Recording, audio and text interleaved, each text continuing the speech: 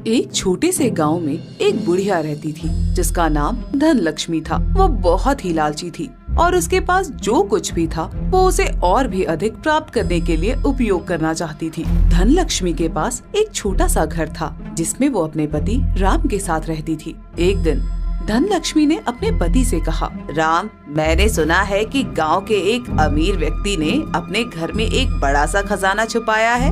हमें उस खजाने को प्राप्त करना चाहिए। नहीं धनलक्ष्मी, ये गलत है। हमें दूसरों की चीजें चोरी नहीं करनी चाहिए। हमें अपनी मेहनत से पैसा कमाना चाहिए। लेकिन राम, हमें इतना पैसा नहीं मिलता है कि हम अपने जीवन को अच्छी तरह से जी सके। उस खजाने को प्राप्त करने से हमारे जीवन में बहुत सारे बदलाव आ सकते हैं। नहीं धनलक्ष्मी, मैं तुम्हारी बात से सहमत नहीं हूँ। हमें अपने जीवन को ईमानदारी से जीना चाहिए, न कि दूसरों की चीजें चोरी करके। ठीक है राम, तुम मेरी बात मत मानो, लेकिन मैं उस खजाने को प्राप्त करने के लिए हर संभव कोशिश करूंगी। धनलक्ष्मी ने अपने पति की बात नहीं मानी और वो उस खजाने को प्राप्त करने के लिए अकेली ही चली गई। धनलक्ष्मी अपने घर से निकलकर उस अमीर व्यक्ति के घर की ओर चल दी। वो बहुत ही उत्साहित थी।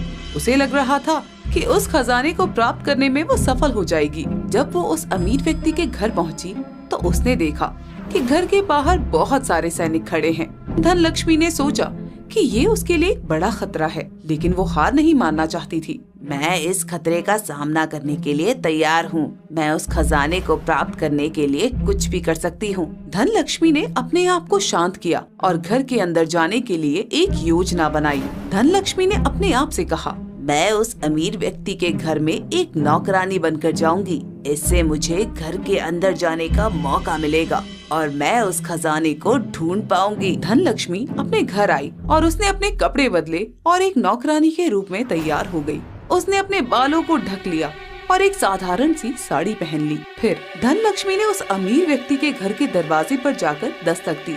दरवाजा एक नौकर ने खोला। कौन है आप? यहाँ पर आप किस लिए आई हैं? मैं एक गरीब बुढ़िया हूँ। मुझे काम की जरूरत है। मैंने सुना है कि ये एक बहुत अमीर व्यक्ति का घर है। अगर मुझे यहाँ पर काम मिल जाता तो बड़ी मेहरबानी होती। ठीक है, आइए अंदर, मैं आपको मालकिन के पास ले जाता हूँ। चलिए अंदर आइए। धनलक्ष्मी ने नौकर के पीछे चलते हुए घर के अंदर प्रवेश किया। वो बहुत ही सावधानी से आगे बढ़ रही थी। उसके मन में बस ये बात चल रही थी कि वो जल्द से जल्द अपने असली उद्देश्य को पूरा कर सके।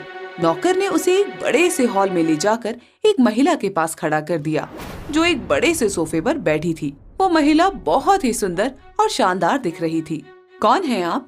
मैं एक नौकरानी हूँ मेम साहब। मैं आपके घर में काम करने के लिए आई हूँ। ठीक है, मैं आपको घर के काम में मदद करने के लिए रखूंगी, लेकिन मैं आपको एक बात बताना चाहती हूँ। मेरे घर में बहुत सारे नियम हैं और आपको उन्हें मानना होगा। धनलक्ष्मी ने मेम साहब की बात सुनकर हाँ में सर हिलाया और उसने सोचा कि वो जल्द से जल्द घर के नियमों को सीखेगी और अपने असली उद्देश्य को पूरा करेगी। मेम साहब ने धनलक्ष्मी को घर के कामों के बारे में बताना शुरू किया। धनलक्ष्मी ने बहुत ही ध्यान से सुना और घर के कामों को समझने की कोशिश की। आपको सुबह 6 बजे से काम शुरू करना होगा। आपको घर की सफाई करनी है, खाना बनाना है और कपड़े धोने होंगे। जी मेम साहब, मैं आपके सभी निर्देशों का पालन करूंगी। ठीक है, मैं आपको घर के कामों में मदद करने के लिए एक अन्य नौकरानी के साथ रखूंगी। उसका नाम सुमित्रा है। वो आपको घर के कामों में मदद करेगी।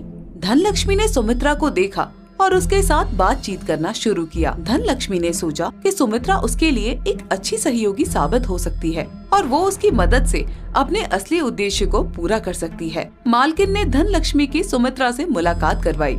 आपको घर के सभी कमरों की सफाई करनी होगी। मेम साहब बहुत साफ सफाई पसंद करती हैं। उन्हें थोड़ी सी भी गंदगी नहीं पसंद। जी सुमित्रा, मैं घर के सभी कमरों की सफाई करने की कोशिश करूंगी। शरीर बूढ़ा हो गया है तो ज्यादा चपलता से काम नहीं कर पाती। भले ही धीरे धीरे सही, लेकिन काम अच्छा करूंगी। जी मैं समझ सकती हूँ, लेकिन आपको एक बात का खास ध्यान रखना होगा कि आपको मेम साहब के कमरों में बहुत ही सावधानी से काम करना होगा। वहाँ पर बहुत ही कीमती चीजें हैं। धनलक्ष्मी ने सुमित्रा की बात सुनकर अपने मन में एक योजना बनाई।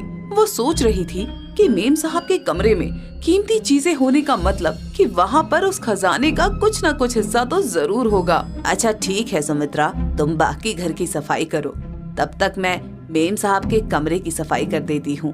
ठीक है धनलक्ष्मी, तुम मेम साहब के कमरे की सफाई करो, लेकिन वहाँ पर बहुत ही सावधानी से काम करना। मेम साहब बहुत सख्त हैं। अगर जरा सी भी भूल चूक हुई तो वो तुम्हें काम से निकाल देंगी।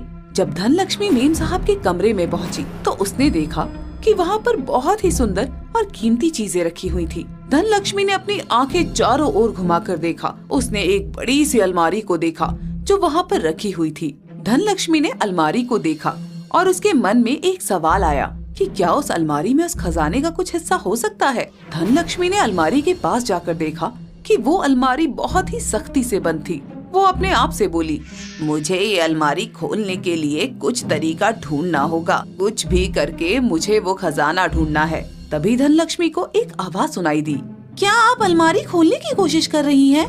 धनलक्ष्मी ने पीछे मुड़कर देखा तो घर की एक नौकरानी उसके पीछे खड़ी थी। धनलक्ष्मी डर गई कि कहीं उसने उसकी बातें तो नहीं सुन ली। नहीं नहीं, मैं तो बस अलमारी को देख रही थी। मेरा मतलब है कि मैं अलमारी को साफ कर रही थी। मैं सोच रही थी कि इसे अंदर से भी साफ कर दूं, लेकिन मेरे पास इसकी चाबी नहीं है। ठीक है, आप बस इस अलमारी को बाहर से साफ कर दीजिए। आपको ये अलमारी खोलने की जरूरत नहीं है। मेम साहब ने इस अलमारी को खोलने के लिए मुझे ही कहा है। धनलक्ष्मी ने नौकरानी की बात सुनकर सोचा कि क्या वो नौकरानी को अपने साथ मिला पाएगी और उस अलमारी को खोल पाएगी। धनलक्ष्मी ने नौकरानी की ओर देखा और मुस्कुराई।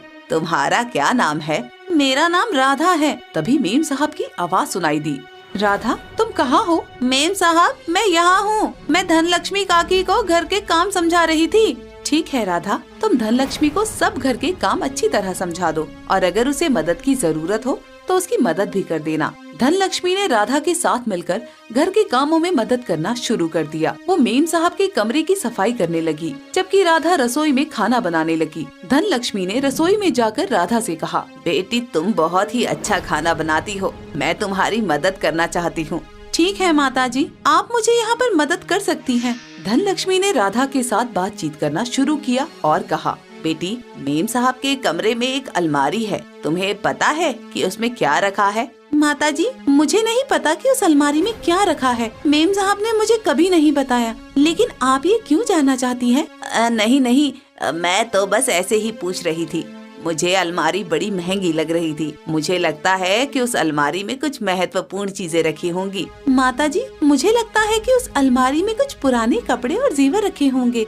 इसके अलावा तो घर की अलमारी में और क्या ही हो सकता है। हाँ बेटी, तुम्हारी बात भी ठीक है।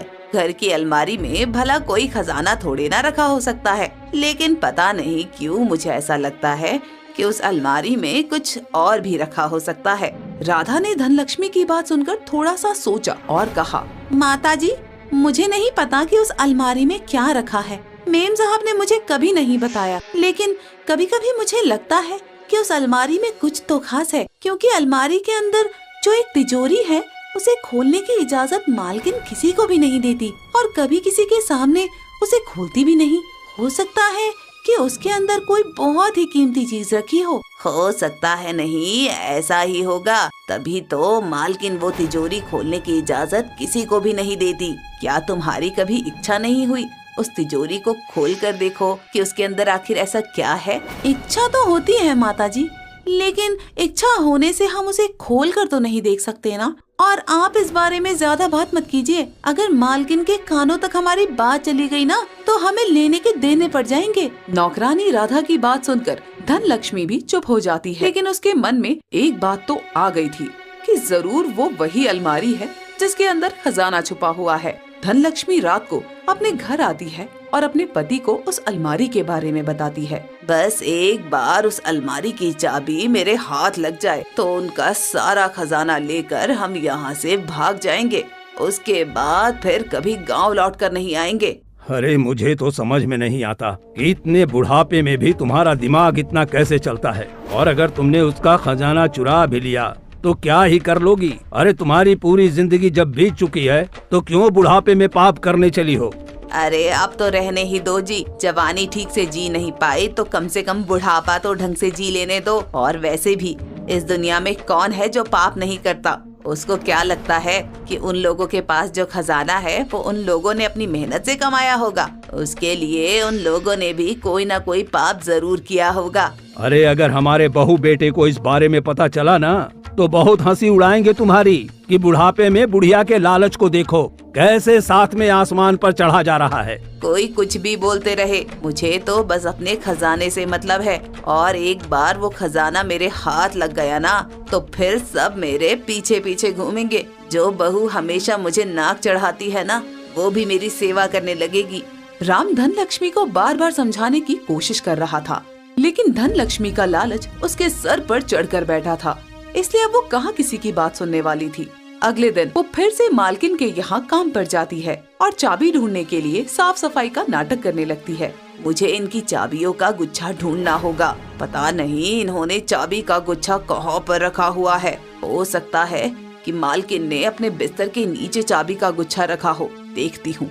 धनलक्ष्मी सफाई के बहाने से मालकिन के बिस्तर के नीचे झांकने लगती है। तभी अचानक मालकिन कमरे में आ जाती है। धनलक्ष्मी, तो मेरे बिस्तर के पास क्या ढूंढ रही हो?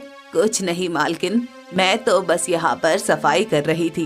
तुम्हें सफाई करनी है तो बाहर जाकर करो। तुमने सुबह ही तो मेरे कमरे की सफाई की थी ना, तो बार बार मेरे कमरे की सफाई क्यों कर रही हो? और बिस्तर साफ करने की भला क्या जरूरत है? मेरा बिस्तर तो पहले से ही बिल्कुल साफ है। नहीं मालकिन, वो थोड़ी धूल जम गई थी तो बस वही साफ कर रही थी। मैं बाहर जाकर सफाई कर लेती हूँ। मालकिन को धनलक्ष्मी का व्यवहार कुछ अजीब सा लगता है, लेकिन मालकिन को उसके ऊपर शक न हो जाए इसलिए धनलक्ष्मी चुपचाप वहाँ से चली जाती है।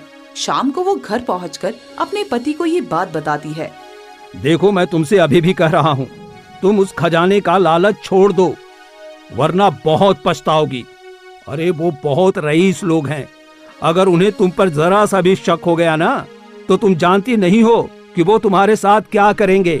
अरे कुछ नहीं होगा, कोई ना कोई दिन तो ऐसा आएगा ही जब वो लोग घर पर नहीं होंगे और उसी दिन मैं अपना हाथ साफ कर लूंगी।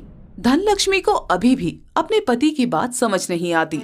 अब वो हर रोज इसी ताक में रहती कि उसे अलमारी की चाबी मिल जाए और एक दिन ऐसा हो गया।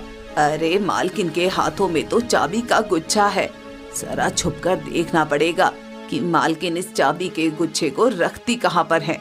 धनलक्ष्मी छिपकर मालकिन का पीछा करती है तो देखती है कि मालकिन अपने घर के स्टोर रूम में गई और उन्होंने चाबी के गुच्छे को एक बड़ी सी संदूक खोलकर उसके अंदर रख दिया और तुरंत स्टोर रूम का दरवाजा बंद करके मालकिन वहाँ से चली गई। वहीं पर धनलक्ष्मी छिपी हुई थी। उसके मन में एक विचार आया। मुझे एक बात समझ नहीं आई कि मालकिन ने चाबी का गुच्छा स्टोर रूम के संदूक में क्यों रखा है, जबकि स्टोर रूम में तो सब नौकर ना जाने दिन में कितनी बार जाते हैं। ऐसे तो कोई भी उनकी चाबी का गुच्छा चुरा सकता है। मालकिन तो बड़ी ही बेवकूफ है, ऐसी जगह पर चाबी का गुच्छा छुपाया है जहाँ से कोई भी उसे आसानी से चुरा ले। धनलक्ष्मी देखती है कि मालकिन वहाँ से चली गई। जैसे ही मालकिन वहाँ से चली जाती है, धनलक्ष्मी स्टोर रूम का दरवाजा खोलने की कोशिश करती है, लेकिन उससे स्टोर रूम का दरवाजा नहीं खुलता। बड़ा ही अजीब दरवाजा है, इतनी कोशिश करने के बाद भी नहीं खुल रहा। ना तो इसके ऊपर कोई कड़ी लगी है और ना ही कोई ताला लगा है, तो आखिर ये खुल क्यों नहीं रहा? धनलक्ष्मी के बार बार कोशिश करने पर भी जब स्टोर रूम का दरवाजा नहीं खुलता तो धनलक्ष्मी परेशान होकर वहाँ से चली जाती है और किचन में जाकर राधा के साथ खाना बनवाने लगती है। क्या बात है माताजी, आपको देखकर तो लग रहा है कि आप किसी गहरे विचार में डूबी हुई हो। मुझे भी तो बताओ, ऐसी क्या बात है जिसके लिए आप इतना सोच रही हो? देखो, तुम मुझसे वादा करो कि अगर मैं तुम्हें वो बात बताऊंगी तो तुम वो बात किसी और को नहीं बताओगी। ठीक है माताजी, मैं आपसे वादा करती हूँ, मैं वो बात किसी को नहीं बताऊंगी। अब मुझे बताइए कि क्या बात है।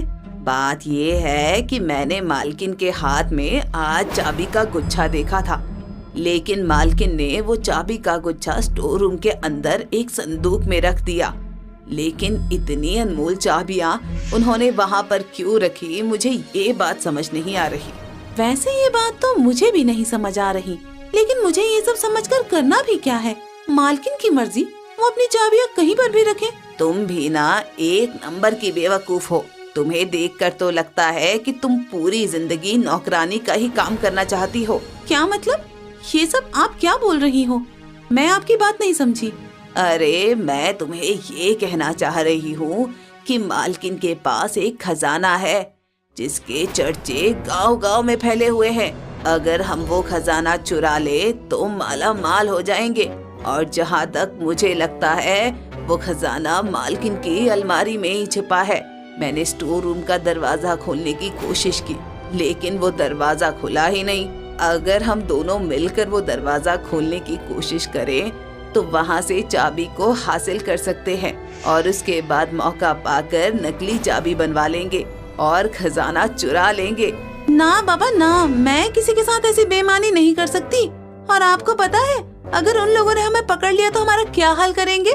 भले ही आपको जानकारी ना हो, आप तो बुढ़ापे में आ चुकी हैं, लेकिन मुझे अपनी जान बहुत प्यारी है। इस सब में मैं आपकी कोई मदद नहीं कर सकती। और मैं तो आपको भी कहती हूँ कि अपने मन से ये विचार निकाल दीजिए, कहीं कल को आपको पछताना ना पड़े। राधा तो चोरी करने में साफ साफ धनलक्ष्मी को मना कर देती है। लेकिन अगले दिन धनलक्ष्मी फिर से स्टोर रूम का दरवाजा खोलने की कोशिश करती है लेकिन तब भी दरवाजा नहीं खुलता। तभी उसे मालकिन की आवाज आती है तो वो स्टोर रूम के पीछे छुप जाती है। मालकिन आकर दरवाजा खोलने की कोशिश करती है तो धनलक्ष्मी उसे बहुत ध्यान से देखती है। अरे ये क्या, मालकिन तो इस दरवाजे को खोलने के लिए कोई मंत्र पढ़ रही है। लगता है खजाने की चाबी की रक्षा के लिए मालकिन ने इस दरवाजे पर कोई जादू किया है। मुझे ठीक से सुनना चाहिए। धनलक्ष्मी बहुत ध्यान से मालकिन की आवाज सुनने की कोशिश करती है तो उसे एक मंत्र की आवाज सुनाई देती है। रिंगा रिंगा रिंगा, जल्दी से ये दरवाजा खुल जा और मुझे खजाने की चाबी तक ले जा। मालकिन के ऐसा कहते ही वो दरवाजा खुल जाता है। धनलक्ष्मी समझ जाती है कि उस दरवाजे को खोलने के लिए ये मंत्र बोलना होगा। कुछ दिन बाद उसे ऐसा मौका मिलता है कि मालकिन अपने परिवार के साथ कहीं गई हुई थी तो मौका पाकर धनलक्ष्मी स्टोर रूम के पास जाती है। आज मेरे पास बहुत ही अच्छा मौका है। आज मैं स्टोर रूम में जाकर खजाने की चाबी भी निकाल लूंगी और खजाना भी चुरा कर भाग जाऊंगी और मुझे कोई पकड़ भी नहीं पाएगा। धनलक्ष्मी दरवाजे पर हाथ रखकर वही मंत्र बोलना शुरू करती है। रिंगा रिंगा रिंगा, जल्दी से ये दरवाजा खुल जा और मुझे खजाने की चाबी तक ले जा। जैसे ही धनलक्ष्मी मंत्र का पूरा उच्चारण करती है वैसे ही स्टोर रूम का दरवाजा अपने आप खुल जाता है। तो धनलक्ष्मी जल्दी से स्टोर रूम के अंदर जाकर दरवाजे को बंद कर लेती है। कहाँ पर है वो संदूक? जल्दी से उसमें से चाबी निकालूं और खजाना चुरा कर भागूं। अरे हाँ, वो रही संदूक। धनलक्ष्मी जैसे ही संदूक के पास जाकर संदूक को हाथ लगाती है वैसे ही संदूक के अंदर से एक तेज चमकती हुई रोशनी निकलती है और एक बहुत बड़ा जिन धनलक्ष्मी के सामने आकर खड़ा हो जाता है। उसे देखकर धनलक्ष्मी बुरी तरह से घबरा जाती है। अरे बाप रे, इतना बड़ा जिन यहाँ पर कैसे आ गया? मुझे यहाँ से भागना चाहिए। अरे रुको रुको धनलक्ष्मी, तुम कहाँ जा रही हो? हाँ, तुम तो यहाँ पर खजाने की चाबी लेने आई थी ना। तुम बहुत समय से खजाने की चोरी करना चाहती हो तो आओ और चाबी ले लो। क्या तुम सचमुच मुझे खजाने की चाबी दोगे और खजाना चुराने में मेरी मदद करोगे? अरे तुम एक बार खजाने की चाबी को हाथ तो लगा कर देखो, उसके बाद तुम्हें अपने आप सब पता चल जाएगा। धनलक्ष्मी लालच में आकर संदूक में रखे चाबी के गुच्छे को छू लेती है लेकिन जैसे ही वो ऐसा करती है वो उसी संदूक के अंदर समा जाती है। जिन्न धनलक्ष्मी के मालकिन के खजाने की रक्षा करता था क्योंकि एक बार उसकी मालकिन ने धरती लोक पर आए जिन्न की मदद की थी तो जिन्न ने उसे खुश होकर बहुत बड़ा खजाना दिया था और इसकी रक्षा के लिए वो हमेशा उसके घर पर ही रहता था। इसलिए जब धनलक्ष्मी ने खजाना चुराने के लिए चाबी चुराने की कोशिश की तो जिन्न ने उसे उसकी सजा दी और उसे हमेशा के लिए अपने साथ अपनी दुनिया में ले गया। ये कहानी है राजकुमारी का रहस्य। अजमेर के राजा हरिवंश सिंह की इकलौती पुत्री थी जिसका नाम राजकुमारी वेदिका था। राजकुमारी वेदिका बहुत ही ज्यादा गुणवान और रूपवती थी। वो अक्सर ही अपने पिता के राजसभा में उनके साथ बैठा करती थी और महल में होने वाले कार्यों का भी ध्यान रखा करती थी। पूरे राज्य में राजकुमारी वेदिका का खूब चर्चा था। ऐसे ही एक दिन राजा अपनी रानी सुमित्रा से बोलते हैं। महारानी, हम चाहते हैं कि हम अपनी पुत्री के लिए कोई योग्य वर ढूंढकर उसका विवाह कर दें। चाहते तो हम भी यही हैं, लेकिन कोई हमारी पुत्री योग्य वर मिले तो सही, तभी तो हम उसका विवाह करेंगे। हम सोच रहे हैं कि हम अपनी पुत्री का स्वयंवर करवाएं। किंतु ये सब करने से पहले आप एक बार राजकुमारी के मन की इच्छा तो पूछ ले। यदि उन्हें कोई राजकुमार अपने लिए पसंद हो तो हम उनकी पसंद से ही उनका विवाह करवा देंगे। ठीक है रानी, आप इस विषय में राजकुमारी से बात करें और हमें बता दें। इतना कहकर राजा हरिवंश वहाँ से चले जाते हैं। इसके बाद रानी सुमित्रा अपनी बेटी से बात करने के लिए राजकुमारी वेदिका के कक्ष में जाती है, जहाँ वो देखती है कि राजकुमारी वेदिका अपने कक्ष में नहीं है। रानी सुमित्रा कुछ दास दासियों को बुलाकर राजकुमारी को ढूंढने का आदेश देती है। काफी वक्त बीत जाता है, लेकिन किसी को भी राजकुमारी कहीं नजर नहीं आती है। राजकुमारी वेदिका के इस तरह अचानक गायब हो जाने से रानी सुमित्रा बहुत ही ज्यादा परेशान हो जाती है और जैसे ही वो दोबारा राजकुमारी के कक्ष में जाती है तो वो देखती है कि राजकुमारी वेदिका आराम से अपने पलंग पर सोई हुई है। ये देखकर रानी सुमित्रा बेहद हैरान हो जाती है और तभी राजकुमारी वेदिका की आंख खुल जाती है और वो अपनी माँ को देखकर बोलती है, माँ, आप यहाँ? कुछ काम था? आपने आने का कष्ट क्यों करा? आप हमें ही बुला लेती। राजकुमारी, आप कहीं पर गई हुई थी क्या? नहीं माँ, हम तो सो रहे थे, आराम कर रहे थे। ये संभव है क्या? हम कुछ वक्त पहले आपके कक्ष में आए थे तो आप यहाँ पर नहीं थी और अब आए हैं तो आप आराम से सो रही हैं। माँ, हम तो पहले भी यहीं थे और अब भी यहीं हैं। शायद आपकी आंखों को कोई धोखा हुआ है। आप किसी भी दास या दासी को बुलाकर पूछ लीजिए, हम तो महल के अंदर ही हैं। हम महल से बाहर गए ही नहीं और महल तो क्या, हम अपने कक्ष से भी बाहर नहीं गए हैं। राजकुमारी वेदिका की बात सुनकर रानी सुमित्रा कुछ दास दासियों को बुलाती है और उनसे पूछताछ करती है और सभी यही जवाब देते हैं कि किसी ने भी राजकुमारी वेदिका को महल से बाहर जाते हुए या अंदर आते हुए नहीं देखा है। रानी सुमित्रा इस बात को अपनी आंखों का धोखा समझकर बात को वहीं टाल देती है और वहां से चली जाती है।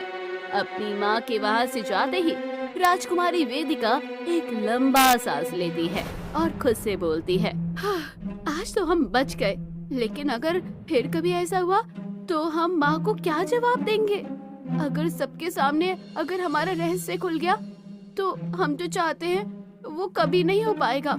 हमें आगे से बहुत ही ज्यादा सावधानी बरतनी होगी, वरना जरा सी भूल हमारे लिए ज्यादा खतरनाक साबित हो सकती है।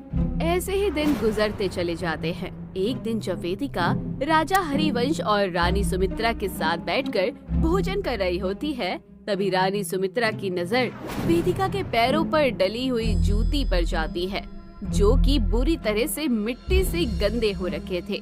तभी रानी सुमित्रा वेदिका के जूतों को देखकर बोलती है, राजकुमारी, आप कुछ वक्त पहले महल से बाहर गई थी क्या? नहीं माँ, हम तो कहीं नहीं गए, हम तो अपने कक्ष में तैयार होकर सीधा यहीं भोजन के लिए आए हैं। यदि आप बाहर नहीं गई तो आपके जूतों पर इतनी सारी मिट्टी कैसे लगी हुई है? वो हमारे दूसरे वाले जूते गीले थे और ये जूते हमने कल पहने थे जब हम बाहर सैर के लिए गए थे, तो ये गीली मिट्टी में गंदे हो गए थे, इसलिए हमने फिर से यही जूते पहन लिए। राजकुमारी, आपके पास जूतों की कमी थोड़ी ना है जो अपने ऐसे गंदे जूतों को अपने पैरों में पहना हुआ है। माँ, ये हमारे पसंदीदा जूते हैं, इसलिए हम इन्हें ज्यादातर पहन कर रखते हैं। माफ कीजिएगा, आगे से हम इस बात का ध्यान रखेंगे। कोई बात नहीं राजकुमारी, पर आगे से आप थोड़ा ख्याल रखें। आप इस महल की राजकुमारी हैं, ऐसी लापरवाही आपको शोभा नहीं देती। राजा हरिवंश ये सब बोल रहे होते हैं, लेकिन रानी सुमित्रा का सारा ध्यान राजकुमारी वेदिका पर लगा हुआ था, क्योंकि राजकुमारी वेदिका के जूते के साथ साथ उसके कपड़ों पर भी जगह जगह गीली मिट्टी चिपकी हुई थी। कहीं न कहीं रानी सुमित्रा को ये बात तो समझ आ गई थी कि राजकुमारी वेदिका उनसे झूठ बोल रही है, लेकिन राजकुमारी वेदिका ऐसा क्यों कर रही है? ये बात अभी तक रानी सुमित्रा को समझ नहीं आ रही थी। भोजन करने के पश्चात सभी लोग उठकर अपने कक्ष में चले जाते हैं। ऐसे ही रानी सुमित्रा राजकुमारी वेदिका की सबसे प्रिय दासी सुनैना को अपने कक्ष में बुलाती है। सुनैना रानी सुमित्रा के कक्ष में जाती है और बोलती है, आपने मुझे बुलाया रानी जी?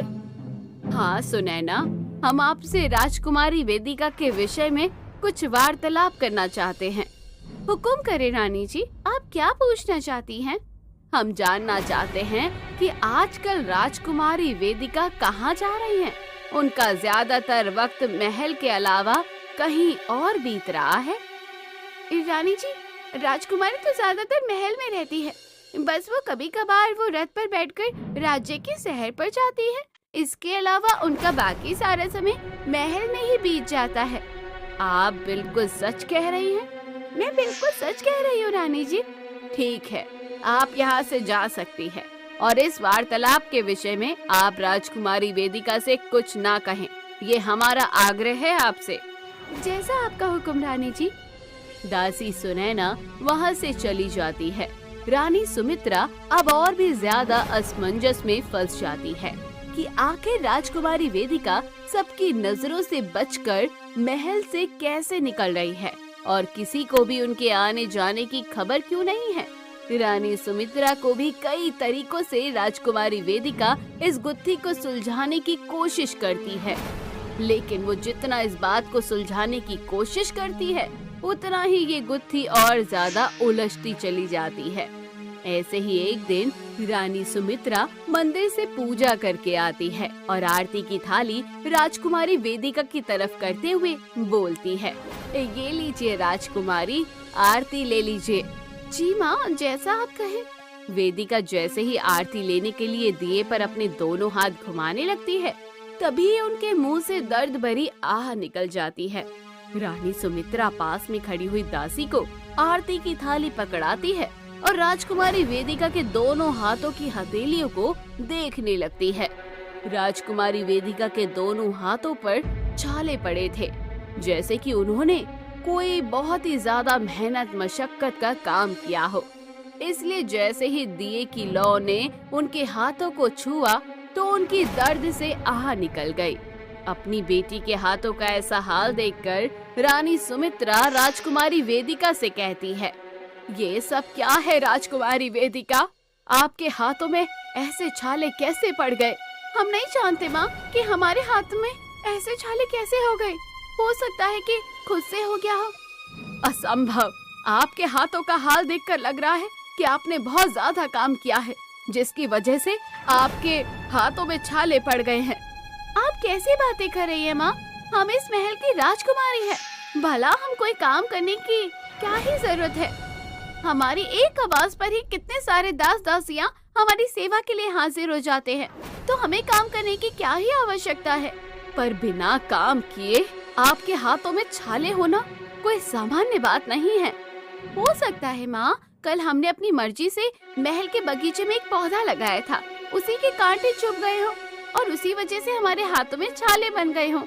आप बेवजह ही चिंता कर रही हैं। राजकुमारी वेदिका किसी तरीके से रानी सुमित्रा को अपनी बातों में उलझा लेती हैं और वहाँ से अपने कक्ष की ओर निकल जाती हैं। राजकुमारी वेदिका के इस बदलते रवैया को देखकर रानी सुमित्रा को पूरा उन पर शक हो गया था। हो न हो राजकुमारी वेदिका कोई बड़ी बात उनसे जरूर छुपा रही है। अब इस बात का पता लगाने के लिए रानी सुमित्रा राजकुमारी वेदिका पर नजर रखना शुरू कर देती है। एक रात जब रानी सुमित्रा अपने कक्ष में आराम कर रही होती है कि तभी उन्हें अपने कक्ष के बाहर से किसी के गुजरने का एहसास होता है। रानी सुमित्रा जल्दी से निकलकर बाहर आती है। तभी वो देखती है कि राजकुमारी वेदिका एक दासी के कपड़े पहने नंगे पांव सबकी नजरों से बचती बचाती महल से बाहर जा रही है। रानी सुमित्रा राजकुमारी वेदिका का पीछा करने लगती है और खुद से बोलती है, आज हम अपनी बेटी का राज पता करके ही रहेंगे। आखिर राजकुमारी वेदिका हमसे क्या छुपा रही है और ऐसी भी क्या मजबूरी है जो राजकुमारी वेदिका को दासियों के लिबास में सभी महल वालों से यहाँ तक कि अपने माता पिता से भी ऐसे छुपकर महल के बाहर जाना पड़ रहा है। राजकुमारी वेदिका का पीछा करते करते रानी सुमित्रा महल के दूर एक गांव में जा पहुंचती है, जहां वो देखती है कि राजकुमारी वेदिका एक बूढ़े पति पत्नी की सेवा कर रही है। वो उनके घर के सारे काम जैसे कपड़े धोना, चूल्हा जलाकर खाना बनाना, लकड़ियां काटना जैसे सारे काम राजकुमारी वेदिका अपने हाथों से कर रही है। अपनी फूल जैसी बच्ची राजकुमारी वेदिका को इतने सारे काम करता देख रानी सुमित्रा बहुत ज्यादा हैरान हो जाती है। सुबह होने से पहले राजकुमारी वेदिका वापस से अपने महल आ जाती है और चुपचाप जाकर अपने कक्ष में सो जाती है। अगली सुबह रानी सुमित्रा राजकुमारी के कक्ष में आती है और बोलती है, राजकुमारी, हम आपसे यहाँ कुछ बातें करने आए हैं। कहिए माँ, आप क्या बात करने आई हैं? राजकुमारी, हम चाहते हैं कि आप अपने जीवन का एक पूरा दिन हमें दे। हम समझे नहीं माँ, आप कहना क्या चाह रही हैं? राजकुमारी, हम आपसे ये कह रहे हैं कि हम आपके जीवन का एक दिन और एक पूरी रात चाहते हैं। हम चाहते हैं कि आप हमारे यानी कि अपनी माँ के साथ अपना पूरा एक दिन और पूरी रात बिताए। हम ऐसा नहीं कर सकते। अगर हमने ऐसा किया तो हम अपने कार्य को पूर्ण कैसे करेंगे? क्योंकि रात में तो हम अपने कार्य को पूर्ण करने के लिए बाहर जाते हैं। क्या हुआ राजकुमारी, आप अपनी माँ के लिए इतना भी नहीं कर सकती? नहीं नहीं माँ, ऐसी कोई बात नहीं है। हम अपना पूरा जीवन भी आपके नाम कर सकते हैं। आप तो केवल हमसे एक ही दिन मांग रहे हैं। तो ठीक है, फिर आज सुबह से लेकर शाम तक यानी कि रात तक आप हर वक्त हमारे साथ ही रहेंगी। एक पल के लिए भी आप हमारी आंखों से ओझल नहीं होंगी। जैसा आप हुक्म करें माँ, हम तैयार हैं। ऐसे ही उसे दिन से सुबह से लेकर शाम तक राजकुमारी वेदिका रानी सुमित्रा के साथ रहती है। रात के भोजन के पश्चात राजकुमारी रानी सुमित्रा के साथ उनके कक्ष में चली जाती है। दोनों माँ बेटी आपस में काफी वार्तालाप करते हैं और तभी वेदिका मन ही मन में सोचती है, न जाने माँ कब सोएगी और कब जाकर हम अपने बचे हुए कार्य को पूर्ण करेंगे। हमारा वहाँ जाना अति आवश्यक है। हम एक भी दिन वहाँ पर बिना जाए नहीं रह सकते। क्या हुआ राजकुमारी, आप किसी गहरी सोच में डूब रही हैं क्या? नहीं माँ, हम तो ऐसे ही सोच रहे हैं कि कितने वक्त के बाद हम आपके साथ इतना सारा समय बिता रहे हैं। कुछ देर बाद रानी सुमित्रा जानबूझकर सोने का नाटक करती है और राजकुमारी वेदिका भी उनके साथ ही सो जाती है। पर जैसे ही राजकुमारी वेदिका को लगता है कि उनकी माँ गहरी नींद में सो चुकी है, तभी राजकुमारी वेदिका धीरे से उनके पास से उठती है और जाकर अपना राजकुमारी का लिबास बदलकर एक दासी का लिबास पहन लेती है और फिर से दबे पांव महल से निकलकर उसी गांव में गरीब पति पत्नी के पास पहुंच जाती है। वहां जाकर कार्य करना शुरू कर देती है। राजकुमारी वेदिका लकड़ियां काट रही होती है कि तभी अचानक से उनकी उंगली पर चोट लग जाती है और उनके मुंह से माँ शब्द निकलता है। तभी रानी सुमित्रा पीछे से बोलती है, आपने हमें याद किया राजकुमारी, और देखो हम आ गए। अपनी माँ को अपने पास देखकर राजकुमारी वेदिका के होश उड़ जाते हैं और वो बोलती है, आप यहाँ कैसे माँ? आज आपको हमें बताना ही होगा राजकुमारी कि आखिर ऐसा क्या है जो आप हमसे छुपा रही हैं। आखिर क्यों आप ऐसे रातों को दासी के लिबास में यहाँ आकर ऐसे नौकरों की तरह काम कर रही हैं? माँ, असल में इन सारी बातों के पीछे एक बहुत बड़ा रहस्य है जो हमने आज तक किसी को नहीं बताया है। लेकिन हम आपकी माँ हैं और हमें हक है आपके बारे में सब कुछ जानने का। आखिर क्यों आप ऐसा कर रही हैं? आपको आज हमें बताना ही होगा। अपनी माँ की बात सुनकर वेदिका उन्हें सच्चाई बताना शुरू कर देती है। राजकुमारी वेदिका को हमेशा से घुड़सवारी और शिकार करने का बहुत ज्यादा शौक था। वो अक्सर ही वो जंगल में अपने घोड़े पर सवार होकर शिकार करने के लिए जाया करती थी। ऐसे ही एक दिन जब राजकुमारी वेदिका जंगल में अपने घोड़े पर बैठकर इधर उधर शिकार की तलाश कर रही थी कि तभी उन्हें झाड़ियों के पीछे किसी के होने का आभास होता है। राजकुमारी वेदिका बिना पास में जाए ही झाड़ियों में सीधा तीर चला देती है और वहाँ से किसी की दर्द भरी आवाज आती है। राजकुमारी वेदिका जल्दी से अपने घोड़े से नीचे उतरकर जैसे ही झाड़ियों के पीछे देखने जाती है कि तभी वो वहाँ देखती है कि एक फटेहाल गरीब सी लड़की जिसने हाथों में थोड़ा सा खाना पकड़ा हुआ था। राजकुमारी देविका का तीर सीधा जाकर उन्हें लगा और वो लड़की दर्द से तड़प रही है। हमें माफ कर दीजिए, हमने बिना देखे ही आप पर तीर चला दिया। हमें लगा यहाँ कोई जंगली जानवर है। आप हौसला रखिए, हम अभी आपके लिए महल से मदद के लिए कुछ लोग बुलवा लेते हैं। आपकी मदद आने तक मैं तो वैसे भी मर जाऊंगी। ये खाना मैं अपने बूढ़े माता पिता के लिए ले जा रही थी। ये खाना उन तक पहुंचा देना। उनका मेरे सिवा इस दुनिया में कोई नहीं है।